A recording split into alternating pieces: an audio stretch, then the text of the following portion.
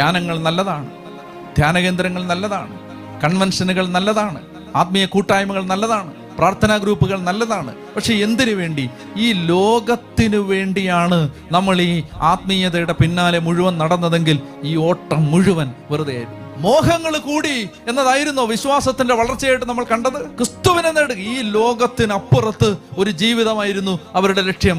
അവർ ഈ ലോകത്തിനുണ്ടായിരുന്ന കാര്യങ്ങളല്ല വിലപിടിപ്പുള്ളതായിട്ട് കണ്ടത്. പ്രാർത്ഥിച്ചതിന്റെ ലക്ഷ്യം ഈ ലോക കാര്യങ്ങൾ നടക്കുകയായിരുന്നില്ല. അത് അവരുടെ അവസാനത്തെ ലക്ഷ്യം പോലും ആയിരുന്നില്ല. നമ്മുടെ ആത്മീയത എവിടെ എത്തി നിൽക്കുന്നു? ഈ ലോകത്തിന് വേണ്ടി.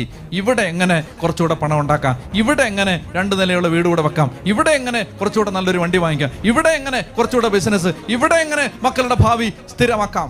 അപ്പോസ്തലിക സഭയ്ക്ക്, ആദിമ സഭയ്ക്ക് ഒറ്റ ലക്ഷ്യമേ ഉണ്ടായിരുന്നുള്ളൂ: ഈ ലോകത്തിനപ്പുറം ഒരു ജീവിതമുണ്ട്. ആ ജീവിതത്തിന് വേണ്ടി വിതയ്ക്കാൻ അവർ കണ്ടെത്തിയ ഇടമായിരുന്നു ഈ ലോകം.